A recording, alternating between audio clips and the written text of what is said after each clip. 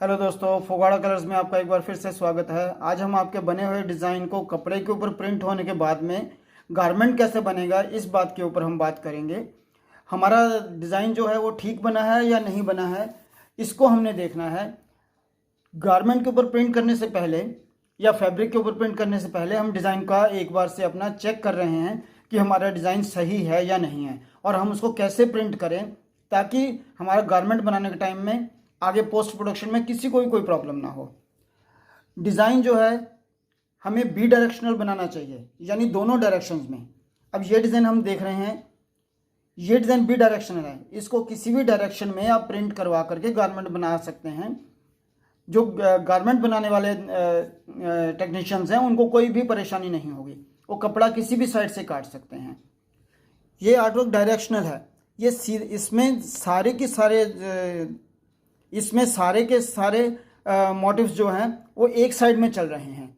अब इस डिज़ाइन को गारमेंट बनाते टाइम टेक्नीशियन को बहुत सावधानी रखनी पड़ेगी। कहीं ये गारमेंट जब बने तो उसके बीच में ये ऐसे नज़र ना आ जाए, गारमेंट सीधा ही कटना चाहिए। तो इस चीज़ के बीच में ये एक चीज़ हमने ध्यान में रखनी है कि हम कोई डिज़ाइन बनाएं तो उसको बी डायरेक्शनल हो। जैसे ये डिज़ाइन है, ये भी एक ही डायरेक्शन में है, तो इसमें भी ध्यान रखना पड़ेगा टेक्नीशियन को कि वो जब गारमेंट काटे तो एक ही डायरेक्शन में, उसकी डायरेक्शन को ध्यान में रख करके वो गारमेंट बनाएगा।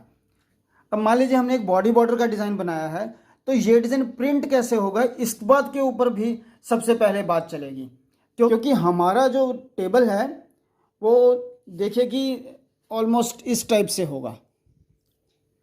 ये हमारा टेबल है, जो इसकी इधर से लेकर के जो इसकी ये हमारी एक रेलिंग है, ये हमारी दूसरी रेलिंग है। इसके बीच में कपड़ा ऐसे ही बिछेगा सीधा सीधा, जिस तरह ऐसे फूल चल रहे हैं। तो ये डायरेक्शन में हमारी, अगर हमारा थान 50 मीटर का है, 20 मीटर का है, वो इस तरीके से लगेगा। उसकी चौड़ाई एक तरफ से इधर से आएगी, उसका एक किनारा, और दूसरा किनारा उसका यहाँ से आएगा।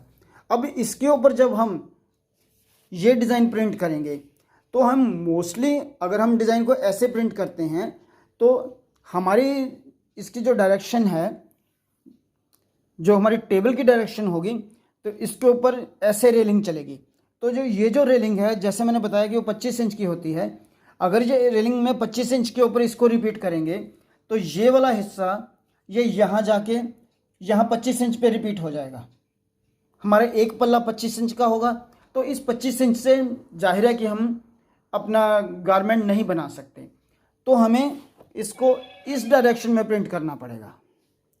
इस तरीके से डिज़ाइन प्रिंट करने में ये हमारा बॉर्डर हो जाएगा, ये हमारी बॉडी आगे तक ऐसे चलती चली जाएगी ऐसे। तो इस डायरेक्शन में प्रिंट करने में एक प्रॉब्लम हो सकती है। अभी तो इसके बीच में हमारे मोटिव से खुले हैं, तो इसका कपड़े के ऊपर आने के बाद में कोई ख़ास इफेक्ट नहीं पड़ेगा। लेकिन अगर इसके बीच में यहाँ पर स्ट्राइप्स हैं, ऐसे इस तरीके से स्ट्राइप्स बनी हुई हैं, बारीक बारीक स्ट्राइप्स है, कैसे भी है, तो फैब्रिक में बोइंग आने के चांसेस बहुत हो जाते हैं। तो उस स्थिति में हमें डिज़ाइन ऐसे प्रिंट करना पड़ेगा।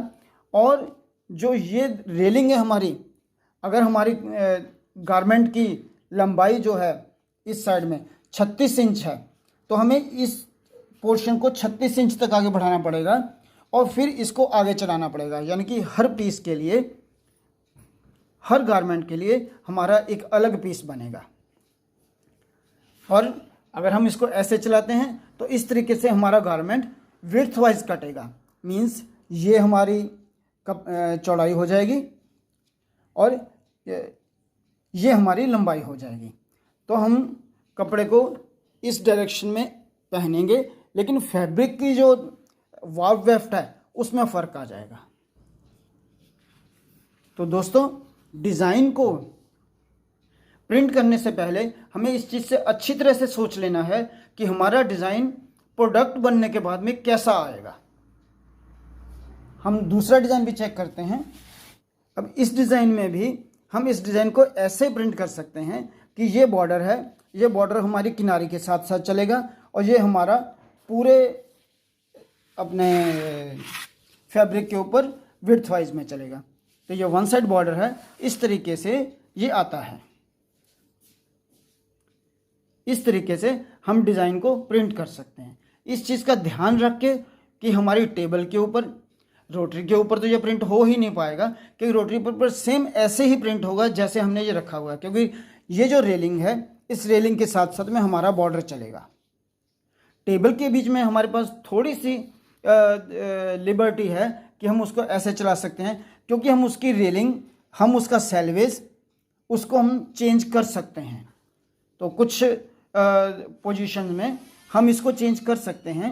इसको चेंज करके हम ये जो चीज़ है, ये हमारी गारमेंट की लेंथ की तक हम इसको बॉडी को लेके जाएंगे, ऑल ओवर लेके जाएंगे, और जहाँ पर हमारा गारमेंट की लेंथ ख़त्म होती है वहाँ से यही बॉर्डर दोबारा से हम रिपीट करके आगे चला सकते हैं। जबकि रोटरी में हम इसको ऐसे ही चलाएंगे जैसे ये चल रहा है। ध्यान हमें ये रखना है कि जब भी हम अपना आर्ट वर्क बनाएं, जब भी हम अपना डिज़ाइन बनाएं, या जब भी हम अपना कैड बनाएं, तो उसके बीच में सबसे पहले ये ध्यान रखें कि हमने उसको प्रिंट कैसे करना है, ताकि हमारा गारमेंट बनाने के टाइम में हमारे कपड़े की वेस्टेज ना हो, या जो डिज़ाइन हमने बनाया है उसके बीच में हमारे टेक्नीशियन को कम से कम ये टेंशन हो कि वो उसको किस डायरेक्शन में काटें। क्योंकि बहुत सारे ऐसे टेक्नीशियंस होते हैं जो इस चीज़ को ऑब्जर्व नहीं कर पाते कि उसको गारमेंट कैसे काटना है। नतीजा ये होता है कि गारमेंट उल्टा बन जाता है और फिर उसका कोई यूज़ नहीं रहता, क्योंकि वो पहनने के काबिल ही नहीं होता। उम्मीद है आपको ये जानकारी पसंद आई होगी। चैनल को सब्सक्राइब करें, शेयर करें और लाइक करें। अगले वीडियो में हम एक बार फिर से मिलेंगे। धन्यवाद।